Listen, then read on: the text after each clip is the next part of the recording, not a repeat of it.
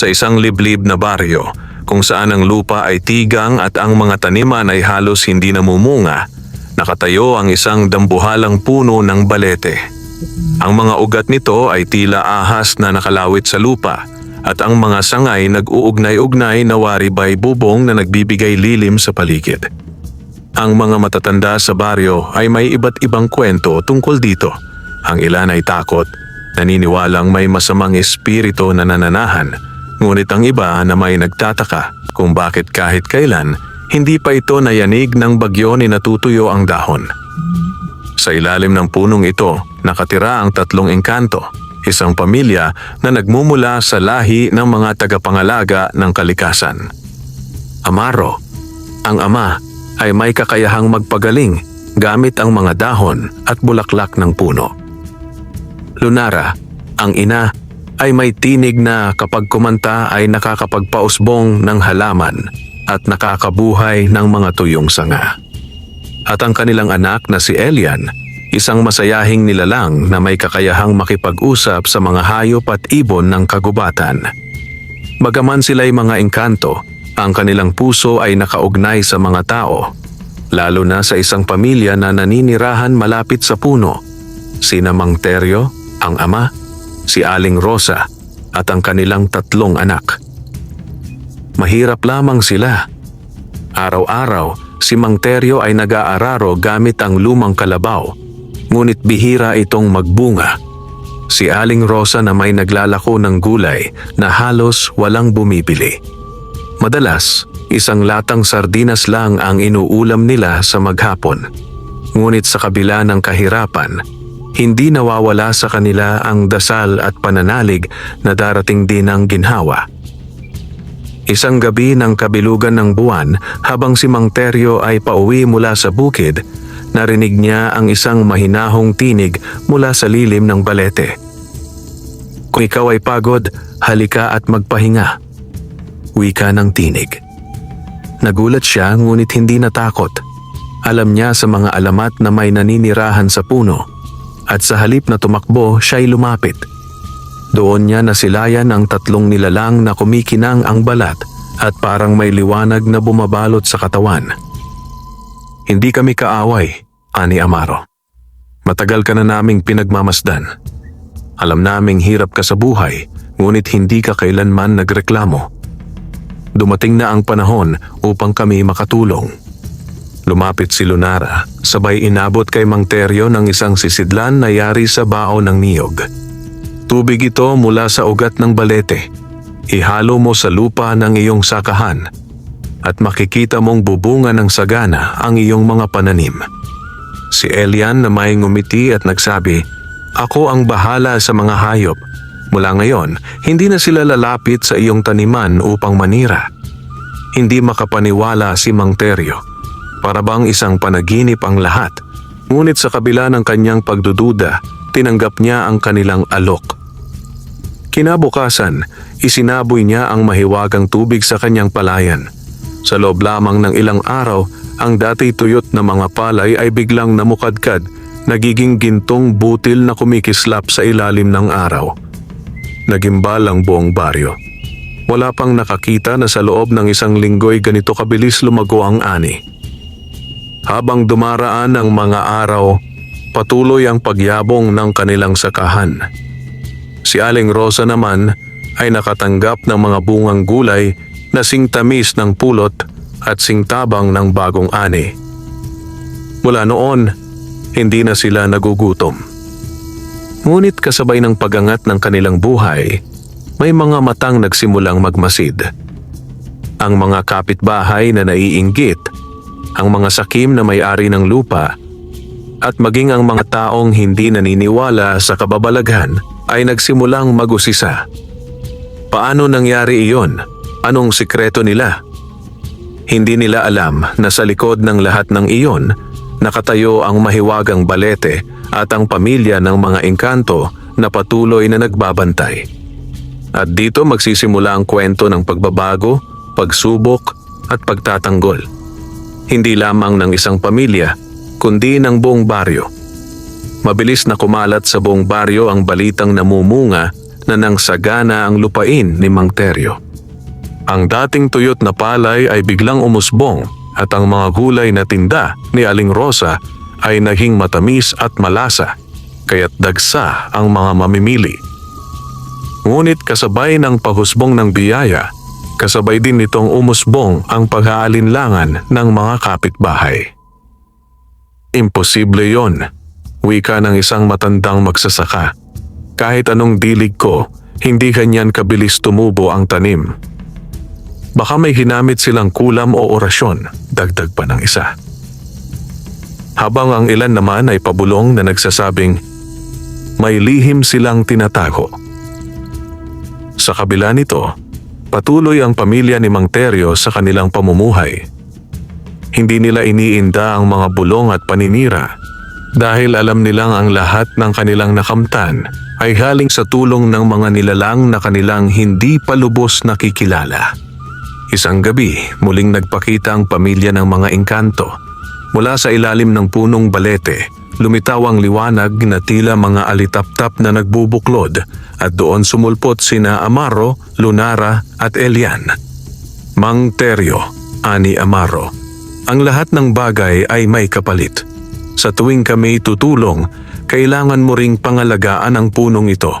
Huwag na huwag mong hayaang maputol ang kahit isang ugat o sanga. Ang balete ay hindi lamang tahanan namin, kundi buhay din ng kalikasan dito sa inyong baryo. Tumango si Mang Teryo. Pangangalagaan ko ang puno, kahit paitaya ko ang aking buhay. Lumapit si Lunara at humaplos sa mga kamay ni Aling Rosa.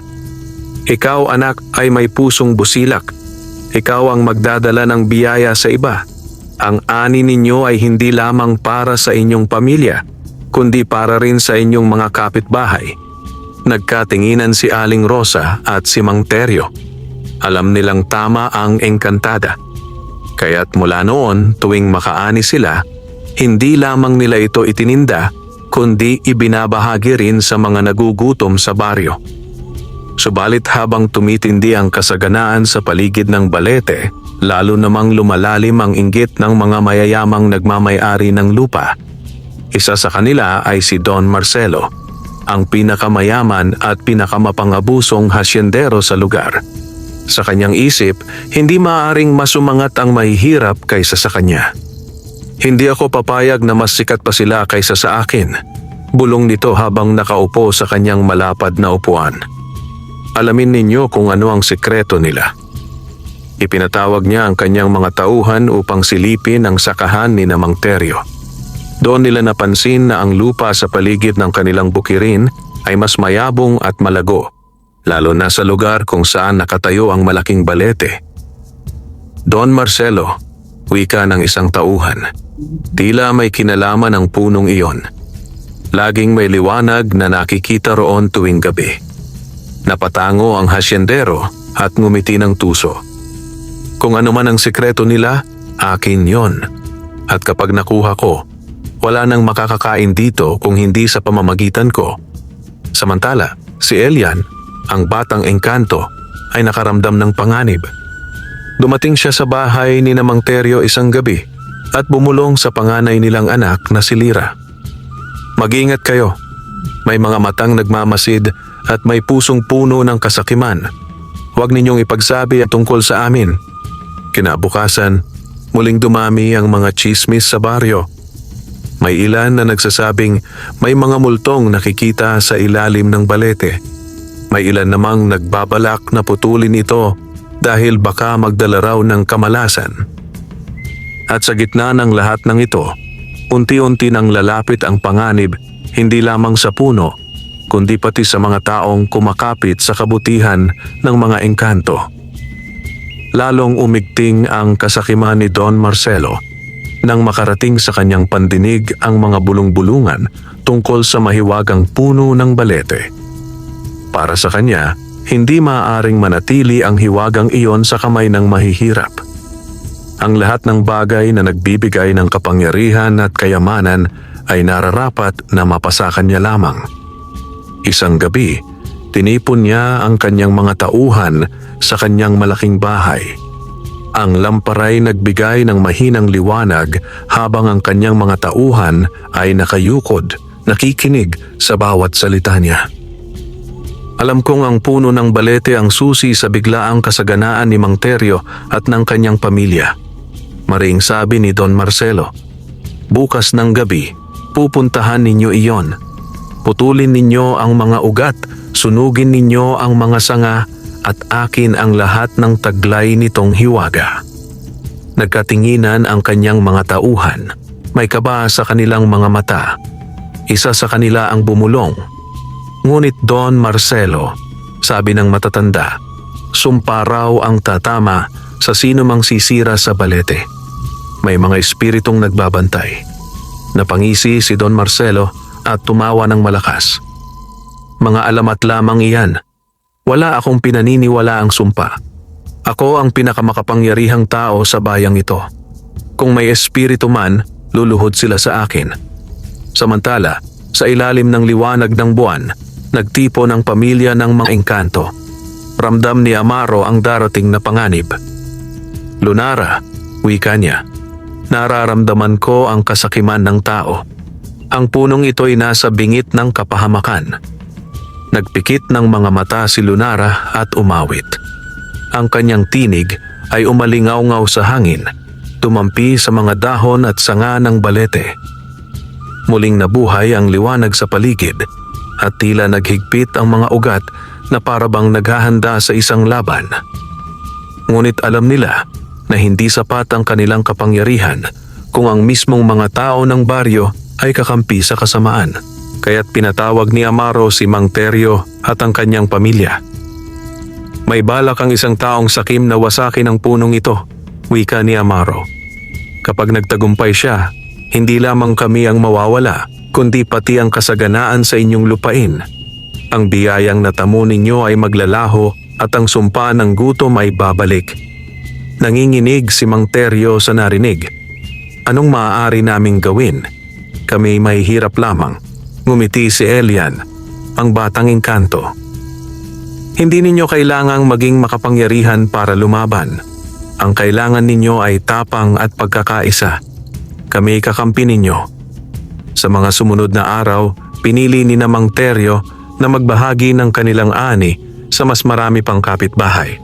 Kahit pa may naiinggit at may naninira, marami rin ang nagsimulang mamulat na ang kanilang kasaganaan ay dahil sa isang kababalaghan na hindi dapat sirain, kundi pahalagahan.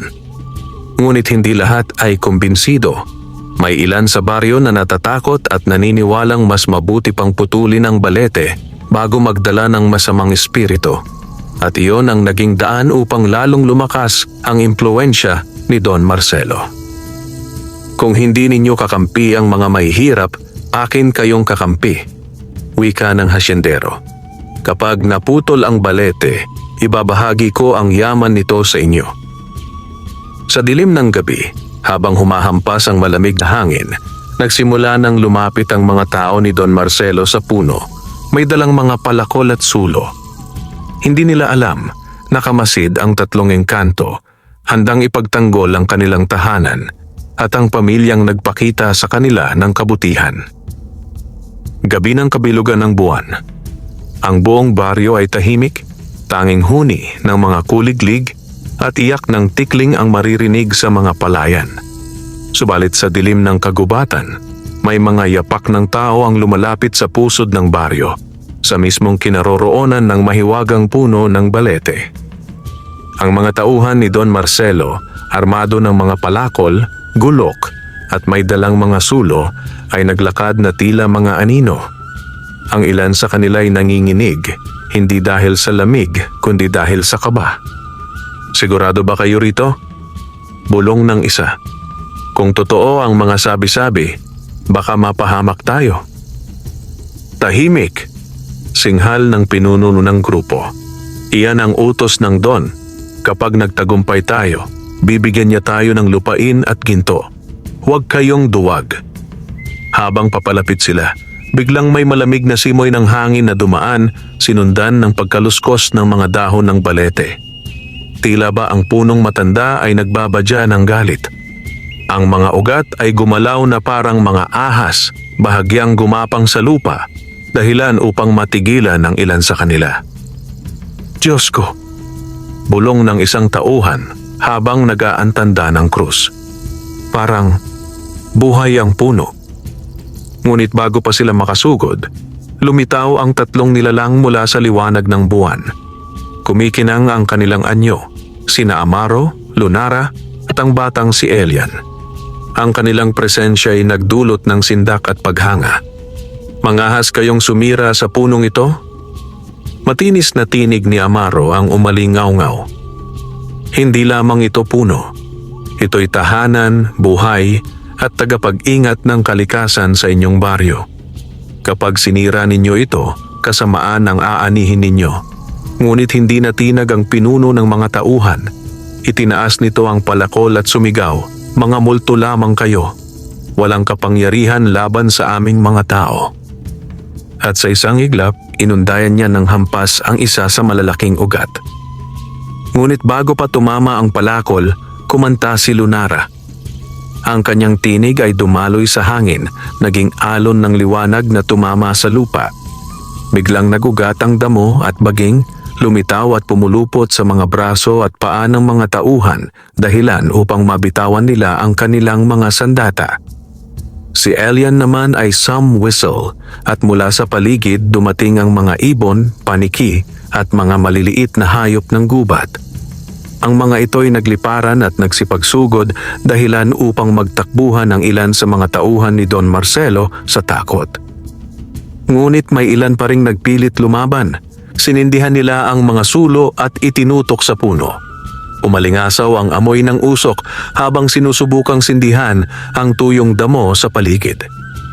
"Mang Teryo!" sigaw ni Elian. "Panahon na para ipakita ang tapang ninyo."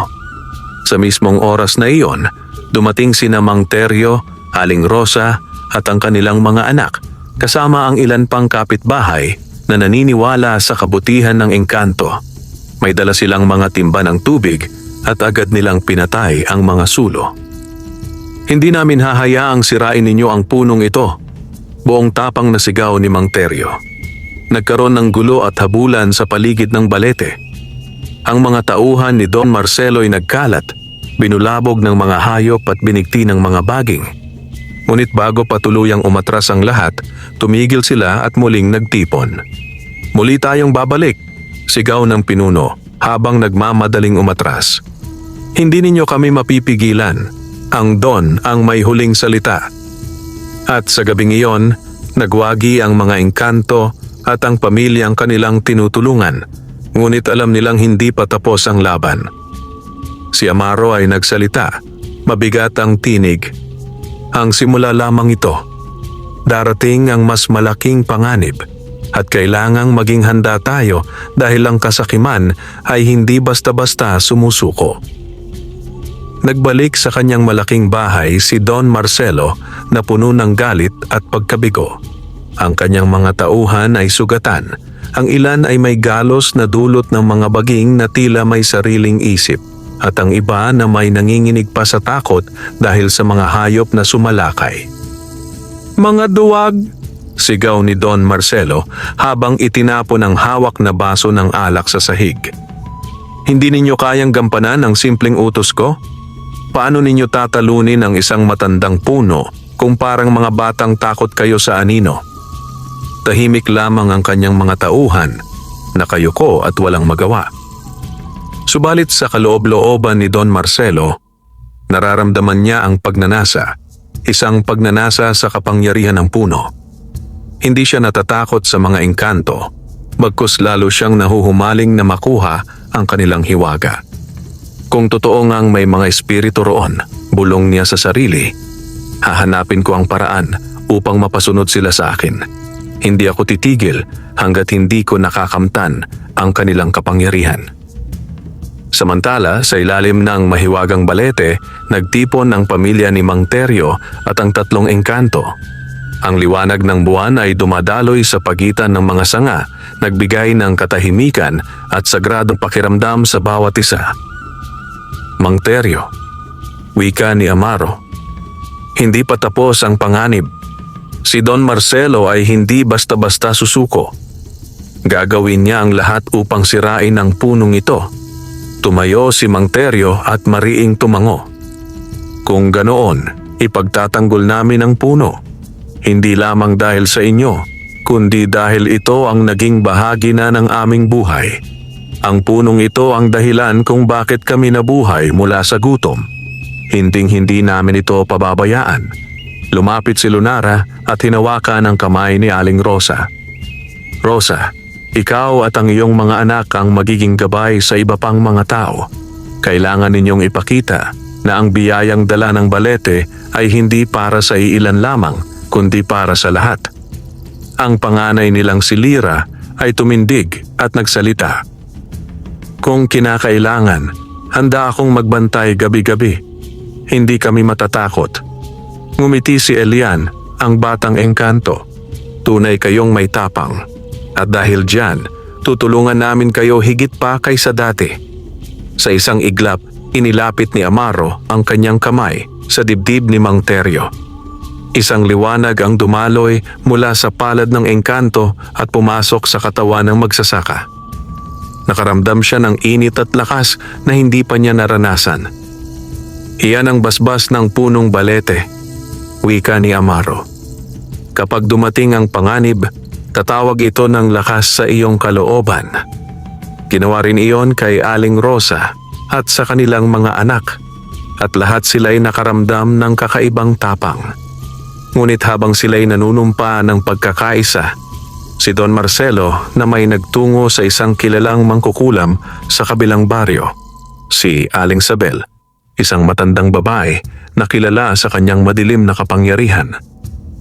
Pagsapit niya sa kubo ng mangkukulam, bumungad ang usok ng insenso at amoy ng tuyong damo. Don Marcelo, ngisi ni Aling Sabel. Alam ko kung bakit ka narito. Ang punong iyon, ang mga espiritu, gusto mong mapa sa iyo ang kanilang kapangyarihan. Tumango si Don Marcelo. Tulungan mo ako. Bibigyan kita ng ginto at lupa. Basta't ipakita mo sa akin kung paano ko sila malulupig.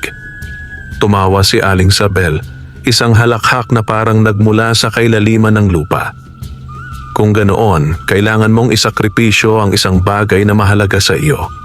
Kapag ginawa mo ito, bubuksan ko ang daan upang ang mga espiritu ay malason at mawalan ng lakas. Nag-isip sandali si Don Marcelo, ngunit ang kanyang kasakiman ay mas malakas kaysa sa anumang damdamin. Kung iyan ang kailangan, gagawin ko. At sa gabing iyon, nagpasya siyang ipagkakanulo ang lahat ng kanyang makakaya, maging ang sariling dugo at dangal, kapalit ng kapangyarihan. Sa kabilang dako, nakaramdam ng bigat sa hangin si Amaro. May itim na puwersang nagising, bulong niya. Ang tunay na laban ay malapit nang magsimula. Sa loob ng kubo ni Aling Sabel ay tila ba may ibang mundo. Ang mga pader ay puno ng nakasabit na tuyong dahon, buto ng hayop, at mga garapong may lamang kung ano-anong nakalubog sa likido. Mga mata ng manok, ahas na baluktot, at mga insekto na parabang buhay pa. Sa gitna, may naglalagablab na maliit na kalan na nagbibigay ng maitim na usok na sumisingaw pa itaas. Si Don Marcelo ay nakaupo sa harap ng mangkukulam, habang si Aling Sabel ay dahan-dahang humahalo ng isang itim na likido sa mangkok na yari sa bao. Ang kanyang mga matay, tila apoy na nagliliyab sa dilim. Kung nais mong mapasa iyo ang kapangyarihan ng balete, kailangan mong sirain ang ugnayan ng mga espiritu sa puno, wika ni Aling Sabel. Ngunit hindi ito magagawa sa pamamagitan lamang ng lakas. Kailangan mo ng sumpa, isang lason na dudurog sa kanilang pagkakaisa. Inilabas niya ang isang maliit na sisidlang luwad na kulay abo. Ito ang alimuom ng gabi, sumpang usok na kapag sinunog malapit sa balete, sisipsipin ng mga ugat at magpapahina sa mga engkanto. Ngunit tandaan, hindi ito tatama kung walang kapalit. Anong kapalit? Mariing tanong ni Don Marcelo. Ngumisi si Aling Sabel at itinutok ang daliri sa kanya. Isang dugo ng iyong lahi. Isakripisyo mo ang isa sa pinakamalapit mong kamag-anak at magbubukas ang landas. Sandaling natahimik si Don Marcelo. Ang kanyang noo'y pinawisan, ngunit sa halip na umatras, lalo pang tumigas ang kanyang puso. Kung gano'n ang hinihingi, gagawin ko. Para sa kapangyarihan, walang saysay ang dugo. Nagulat si Aling Sabel, ngunit natawa rin. Matindi ang iyong kasakiman. Kung gayon, maghanda ka. Kapag dumating ang susunod na kabilugan ng buwan, magsama ka ng iyong alay. Doon natin sisimula ng ritual. Samantala, sa baryo, si Mang Teryo at ang kanyang pamilya ay nagsasanay ng pagbabantay. Ang kanilang mga anak ay natutong gumamit ng mga simpleng armas, sibat na yari sa kawayan at pananagawa sa lumang kawad. Ngunit higit pa sa armas, tinuruan sila nina Amaro at Elian kung paano makinig sa kalikasan. Makinig kayo sa tibok ng lupa, wika ni Amaro. Kapag may panganib, ang lupa mismo ay magbibigay ng babala. Si Elian naman ay nagturo sa mga bata kung paano kausapin ang mga ibon at hayop. Kung maririnig ninyong kakaiba ang huni ng mga ibon, ibig sabihin may darating na kaaway. Habang abala sila sa paghahanda, si Lunara ay palihim na nagdasal. O dakilang diwa ng kalikasan, ipagtanggol mo kami laban sa kasamaan. At sa bawat dasal niya, mas lalo pang nagiging luntian at malusog ang paligid ng balete. Ngunit sa kabila ng kanilang pag-asa, unti-unti nilang naramdaman ang pagbabago ng hangin. May amoy na kakaiba, malamig, mabigat, at nakakapangilabot. Parang may paparating na unos na hindi nila nakikita. Amaro, bulong ni Lunara. Ramdam mo ba? May isang itim na kapangyarihan ang gumigising. Tumango si Amaro, mabigat ang muka. Oo. At alam kong si Don Marcelo ang dahilan. Kailangang maging handa tayo dahil darating na ang gabi ng kanilang ritual. Samantala, si Don Marcelo ay lihim na naghahanda. Pinatawag niya ang kanyang pamangkin, isang batang lalaki na ulila na at wala siyang malasakit dito. Habang pinagmamasdan niya ang bata, malamig ang kanyang puso. Pasensya ka na, ngunit kailangan kong maghari, bulong niya sa sarili. At sa gabing iyon, nagsimula ng maglakad ang kanyang kaluluwa tungo sa landas ng kadiliman. Dumating ang gabi ng kabilugan ng buwan. Ang kalangitan ay tila walang bituin, natatakpan ng makapal na ulap.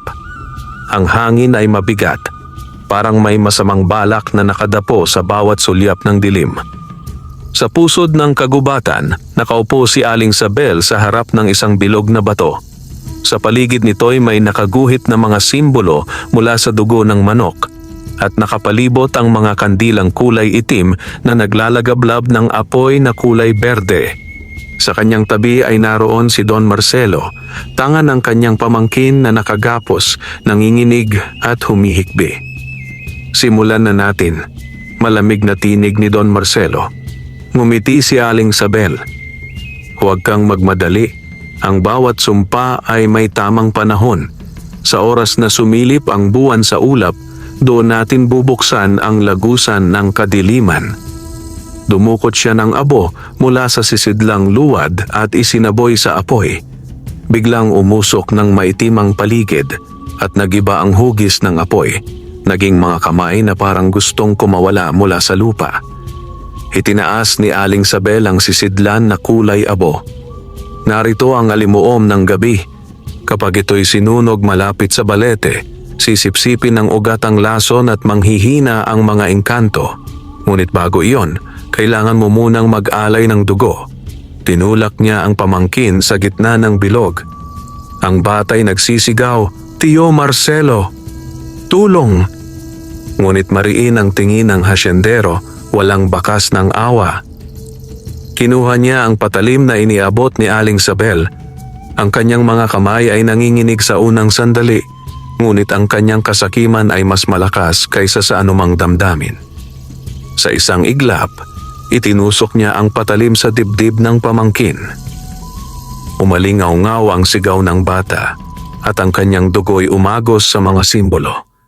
Biglang lumakas ang apoy at ang usok ay umikot na parang ipo-ipo, bumalot kay Don Marcelo. "Ngayon," sigaw ni Aling Sabel, "ikaw ay nakatali na sa sumpa. Ang iyong dugo at ang dugo ng iyong lahi ay magiging tulay upang lasunin ang balete." Samantala, sa ilalim ng mahiwagang puno, biglang nagising si Amaro mula sa kanyang pagmumuni. Ang kanyang mga matay nanlilisik. May dugo na isinakripisyo. Ang kasamaan ay dumarating. Si Lunara ay nagdasal ng malakas, ngunit ramdam niyang kahit ang kanyang tinig ay nahihirapang abutin ang langit. Mabigat ang hangin, Amaro. Kung hindi natin mapipigilan, manghihina tayo. Si Elian ay nagmamadaling tumakbo patungo kina Mang Teryo. Darating na sila, may dala silang sumpa. Agad na nagtipo ng pamilya. Si Mang Teryo ay kumapit sa sibat na kawayan, habang si Lira at ang kanyang mga kapatid ay naghanda ng kanilang mga pana. Aling Rosa naman ay humawak sa maliit na sisidlan ng tubig mula sa ugat ng balete, ang biyayang unang ibinigay ng mga engkanto. "Handa tayo," sabi ni Mang Teryo. "Kung ito na ang laban, hindi tayo uurong." Hindi nagtagal, dumating si Don Marcelo at ang kanyang mga tauhan.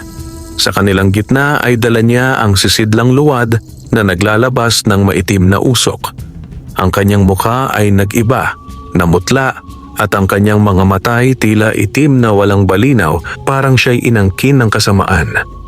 "Ngayon," sigaw ni Don Marcelo, "ang kapangyarihan ng balete ay magiging akin." Ibinuhos niya ang laman ng sisidlan sa ugat ng puno. Biglang kumalat ang maitim na usok, pumulupot sa mga ugat at unti-unting pumasok sa ilalim ng lupa.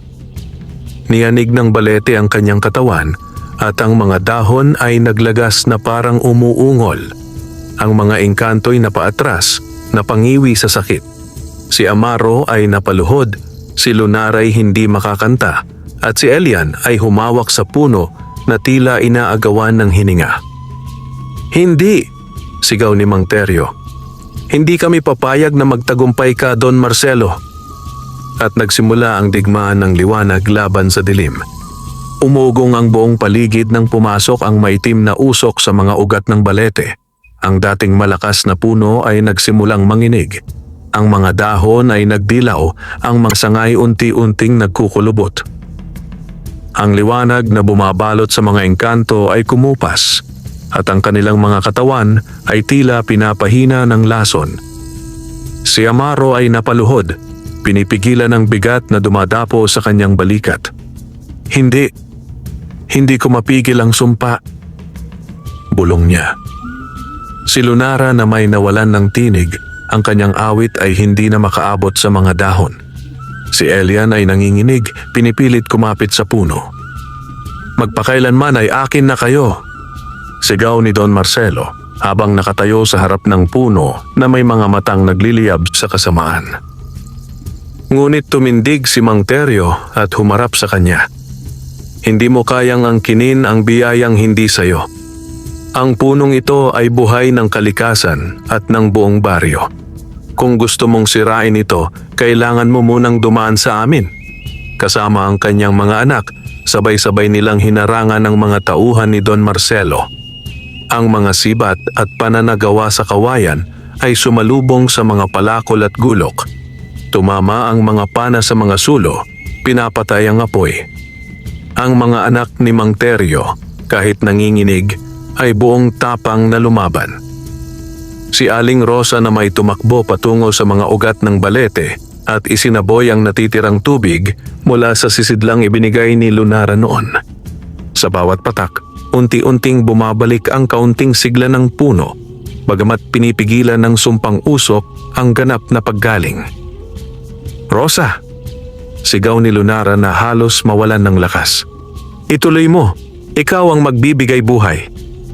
Samantala, si Elian, kahit mahina, ay nag-whistle ng matinis. Mula sa kagubatan, dumagsa ang mga hayop, mga ibon, paniki, at mga maiilap na usa at baboy ramo. Sila'y sumugod sa mga tauhan ni Don Marcelo, nagdulot ng kaguluhan. Ngunit hindi natitinag si Don Marcelo. Sa halip, lalo pa siyang lumakas dahil sa sumpang isinagawa ni Aling Sabel. Ang kanyang katawan ay nagbago. Ang kanyang balat ay naging kulay abo. Ang kanyang mga mata ay nagningas na parang apoy. "Ako na ngayon ang bagong amo ng punong ito," sigaw niya. "Wala kayong magagawa." Bigla niyang itinaas ang kanyang kamay at ang maitim na usok ay sumunod sa kanyang utos. Pumilipit ito, naging mga anyo ng mga anino na sumalakay sa pamilya ni Mang Teryo at sa mga engkanto. Sa gitna ng kaguluhan, biglang lumakas ang tinig ni Mang Teryo. "Balete, pakinggan mo kami. Hindi kami lilisan. Ipagtatanggol ka namin kahit buhay namin ang kapalit." Sa mga salitang iyon, umilaw ang kanyang dibdib. Ang basbas na iniwan ni Amaro ay nagising.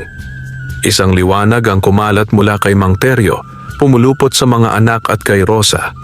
Ang kanilang mga katawan ay napalibutan ng munting sinag, parang kalasag laban sa kadiliman. Nagulat si Amaro. Ang kanilang paninindigan, ang kanilang tapang, iyon ang tunay na lakas ng Balete. Biglang nagbalik ang kaunting sigla sa mga engkanto. Si Lunara ay muling nakapag-awit at ang kanyang tinig ay nagbigay buhay sa mga sanga. Si Elian ay lumakas at muling nakatawag ng mas maraming hayop upang lumaban. Ngunit hindi pa rin natitinag si Don Marcelo. "Mga mangmang, kahit anong gawin ninyo, wala kayong laban sa sumpang dala ng dugo." At sa isang iglap, sumalakay siya mismo, tanga ng patalim na ginamit sa sakripisyo, nakatutok kay Mang Teryo. Humugos ng matinding sigaw si Don Marcelo habang hawak ang patalim na may bakas pa ng dugo ng kanyang pamangkin. Sa bawat hakbang niya, sumasabay ang maitim na usok na parang mga aninong naglalaway, sabik na sumila ng kaluluwa. Ang kanyang mga tauhan ay umatras, natakot sa kanyang anyo. Hindi na nila nakilala ang kanilang amo. Siya ay mistulang halimaw na nilamon ng sariling kasakiman. "Mang Teryo!" sigaw ni Aling Rosa habang hawak ang sisidlan ng tubig. "Mag-ingat ka!" Ngunit hindi umatras si Mang Teryo. Sa halip, itinukod niya ang sibat na kawayan at humarang sa daraanan ni Don Marcelo. Sa kanyang dibdib, lalo pang nagningning ang liwanag na bigay ng basbas ng Balete. "Don Marcelo," sigaw niya, "hindi mo na madadaya ang bayang ito. Ang punong ito ay hindi para sa mga sakim. Ito'y para sa lahat ng marunong magmahal at magbahagi." Sa iglap na iyon, nagbanggaan ang dalawang lakas. Ang sibat ni Mang Teryo laban sa patalim ni Don Marcelo. Kumidlat sa langit, umalingaw-ngaw ang ingay ng bakal sa ilalim ng puno. Si Lira at ang kanyang mga kapatid ay sumugod din, gamit ang kanilang pana at sibat. Ang kanilang mga sandata ay kumislap dahil sa liwanag na dumadaloy mula sa basbas. Ang mga aninong nilikha ng usok ay sinasalubong ng kanilang mga tira, naglalaho kapag tinatamaan ng liwanag. Samantala, si Lunara ay patuloy na umaawit. Ang kanyang tinig ay bumalik na sa dating lakas at ang mga sanga ng Balete ay muling nabuhay. Ang mga ugat ay gumapang, pumulupot sa mga tauhan ni Don Marcelo na nagtangkang muling sumalakay. Si Elian ay muling tumawag ng mga nilalang ng gubat, mga agila, paniki at mga asong gubat. Sila'y dumating at sabay-sabay na umatake sa paligid, pinagtulungan ng mga tauhan at aninong sumisira. Ngunit si Don Marcelo ay hindi nagpakita ng takot, lalo pang dumilim ang kanyang anyo. Ang kanyang balat ay naging parang bato at ang patalim ay lumaki, kumislap ng kulay pula na parang sinisindihan ng dugo. "Wala kayong laban sa sumpa ng dugo," sigaw niya. "Ako ang magiging hari ng lahat ng espiritu." Biglang naitulak niya si Mang Teryo at muntik ng tamaan ng matalim na patalim. Ngunit bago sumapit ang dulo, si Amaro ang humarang. Ginamit niya ang sariling katawan upang pigilan ang hampas. Napaatras siya, sugatan at halos mawalan ng lakas. "Amaro!" sigaw ni Lunara habang pinipilit ang kanyang awit na maghilom ng sugat ng asawa. Ngunit sa halip na manghina, ngumiti si Amaro kay Mang Teryo. "Ngayon ko naunawaan, hindi kami ang tunay na tagapagtanggol ng balete. Kayo." Nagningning ang kanyang mga mata at sa huling lakas, inilagay niya ang kanyang kamay sa dibdib ni Mang Teryo. Mula sa kanyang katawan, lumabas ang isang malakas na liwanag, ang mismong kapangyarihan ng engkanto, at ito'y pumasok kay Mang Teryo. Gulat si Mang Teryo dahil naramdaman niyang parang dumadaloy sa kanyang dugo ang lakas ng kalikasan, ang ugong ng lupa at ang awit ng hangin. Ang kanyang katawan ay binalutan ng liwanag at ang kanyang sibat ay naging isang sandata na kasing ningning ng araw. Si Don Marcelo ay napaatras, natakot sa liwanag. Hindi! Hindi maaari! Walang sino man ang maaaring lumaban sa sumpa ng dugo. Ngunit sa huling iglap, tumindig si Mang Teryo. Hawak ang nagliliyab na sibat at buong lakas na sumugod. Ang kanyang sigaw ay umalingaw-ngaw sa buong baryo. Para sa balete, para sa baryo, para sa kabutihan. Itinusok niya ang sibat sa lupa malapit sa ugat ng balete. Biglang kumislap ang liwanag at isang malakas na pagsabog ang bumulwak mula sa puno. Nilamon ng liwanag ang maitim na usok, tinaboy ang mga anino at tinulak si Don Marcelo palayo. Ang hasyendero'y sumigaw, napapaso ng liwanag. Ang kanyang katawan ay nagsimulang mabiyak, nagkadurog-durog hanggang sa naging abo na tinangay ng hangin. At sa pag-alis ng dilim, muling nagbalik ang sigla ng balete. Ang mga dahon ay kumintab, ang mga ugat ay nagningning, at ang liwanag ng buwan ay nagbigay ng kapayapaan sa paligid. Ngunit kapalit ng tagumpay, si Amaro ay tuluyang nawalan ng lakas, nakahiga sa paanan ng puno. "Lunara, Elian," mahina niyang wika. "Natupad na ang aming tungkulin. Ang punong ito ay ligtas na." At unti-unti siyang naglaho, iniwan ang isang sinag na pumasok sa puso ng balete. Madaling araw, ang hamog ay bumalot sa buong baryo at ang araw ay unti-unting sumisilip mula sa silangan. Ang mahiwagang balete ay muling nabuhay, mas luntian at mas malago kaysa dati na para bang isinilang muli matapos ang matinding unos. Ang mga sanga nito ay nagbigay ng mas malapad na lilim at ang mga ugat ay tila yumakap sa lupa na may dalang biyaya at kasiguraduhan. Ngunit sa ilalim ng puno, naroon ang lungkot. Si Amaro ay naglaho na. Iniwan sina Lunara at Elian. Si Lunara ay lumuluha, ngunit ang kanyang tinig ay nagpatuloy sa pag-awit, hindi para sa paglaban, kundi para sa paghilom.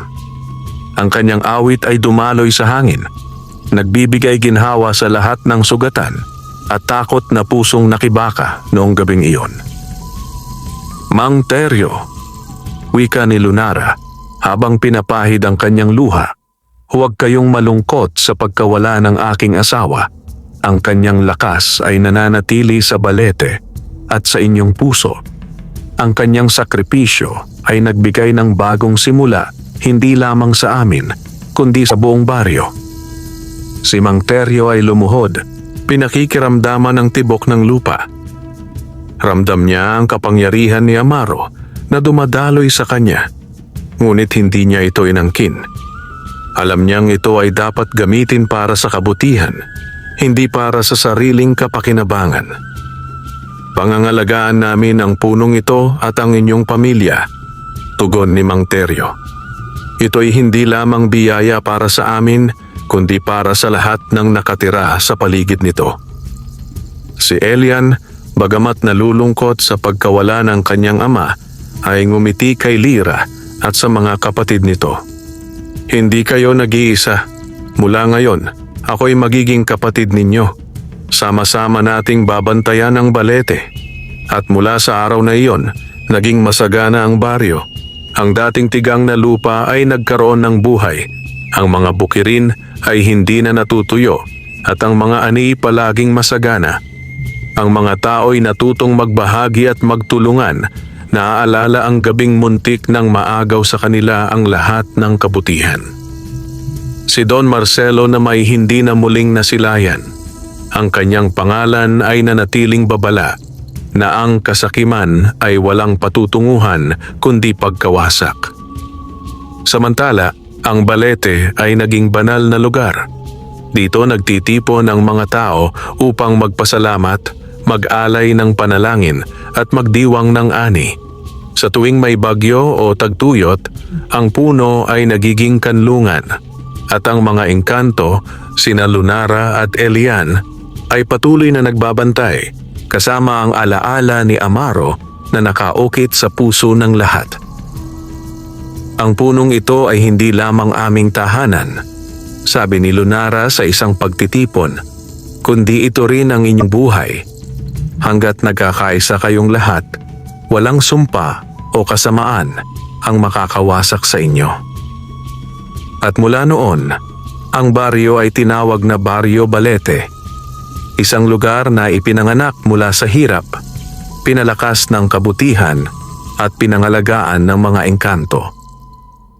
Sa bawat paglipas ng taon, ang kwento ng pamilya ni Mang Teryo at ng 3 mabubuting engkanto ay paulit-ulit na isinasalaysay sa mga bagong henerasyon.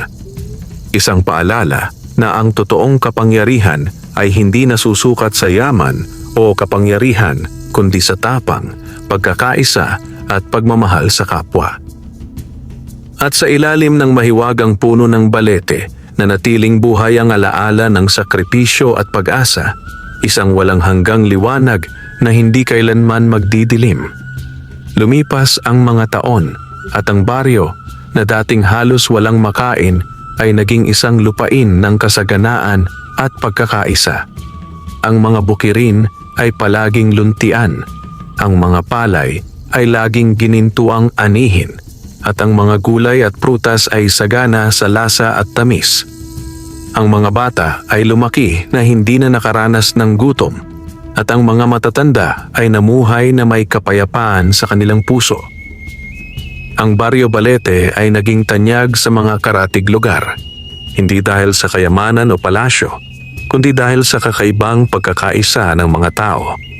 Sa bawat pista, ang lahat ay nagbabahagi ng kanilang ani sa isa't isa. Wala nang sakim, wala nang iniiwan sa gutom. Ang lahat ay natutong magbigay tulad ng itinuro ng mga engkanto. Sa gitna ng baryo, nakatayo pa rin ang mahiwagang puno ng Balete. Mas matibay, mas malago, at mas luntian kaysa dati. Sa ilalim ito, naroon si Lunara at si Elian, nagbabantay sa mga tao. Si Lunara ay madalas marinig na umaawit sa gabi, at ang kanyang tinig ay dumadaloy na parang hangin na nagpapatahimik sa lahat. Si Elian, na may naglalaro kasama ng mga bata, nagtuturo kung paano makinig sa mga hayop at kalikasan. At sa bawat pagdiriwang ng baryo, laging may ritual ng pasasalamat sa puno. Nag-aalay ang mga tao ng mga prutas, bulaklak at awit bilang pag-alala sa sakripisyo ni Amaro, ang engkanto na naghandog ng kanyang buhay para sa lahat. Sa tuwing umiihip ang malamig na hangin mula sa mga sanga ng Balete, naniniwala ang lahat na iyon ay ang presensya ni Amaro, patuloy na nagbabantay, nag-aalala at nagmamahal. Si Mang Teryo at ang kanyang pamilya ay kinilalang mga tagapangalaga ng Balete. Ang kanilang mga anak ay lumaking matalino at marangal, nagturo ng tamang paggamit ng biyaya, na ito ay hindi dapat ariin ng iilan, kundi dapat ipamahagi sa lahat. Ang kasaysayan ni Don Marcelo ay nanatiling kwento ng babala. Sa bawat salinlahi, ikinukwento ng mga matatanda ang kanyang pagbagsak upang ipaalala na ang kasakiman at pagnanasa sa kapangyarihan ay walang ibang dulot kundi kapahamakan. At sa dulo ng lahat, nanatiling buhay ang diwa ng Balete, isang puno na hindi lamang ugat at dahon, kundi isang simbolo ng kabutihan, sakripisyo at pag-asa. Sa bawat pagdapo ng liwanag ng buwan at sa bawat pagsikat ng araw, ang Baryo Balete ay patuloy na namumuhay sa aral na iniwan ng mga engkanto. Ang totoong yaman ay nasa pusong marunong magmahal at magbahagi. Wakas,